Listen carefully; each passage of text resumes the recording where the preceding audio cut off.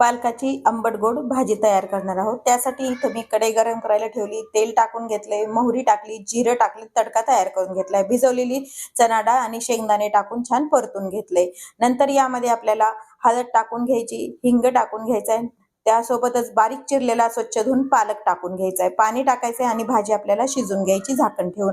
भाजी आपली व्यवस्थित शिजून झालेली आहे। आता यामध्ये 1 चमचा चणा डाळीचं पीठ पाणी टाकून मी मिक्स केले आणि ते भाजीमध्ये टाकून घेतले। सर्व मिक्स करायचे, आवश्यकतेनुसार वरतून कोमट पाणी टाकून घ्यायचे, चवीपुरतं तिखट, मीठ टाकायचंय, त्यासोबतच आंबट भाजी करण्यासाठी लिंबाचा रस आणि थोडीशी साखर टाकून मिक्स करून घ्यायचे। भाजी छान आपल्याला शिजून घ्यायची। भाजी आपली तयार आहे। आता तडका देण्यासाठी इथं मी छोट्या कढईमध्ये तेल गरम केले, जिरे, मोहरी, लाल मिरची टाकून तडका तयार केलेला आहे। भाजीवरती लाल तिखट टाकले, हिंग टाकून घेतलाय, कढीपत्ता टाकून घेतलाय आणि तिखटावरती हा तडका देऊन घेतलाय। भाजी आपण मिक्स करून घेऊया। तयार आहे आपली आंबट गोड पालकाची भाजी।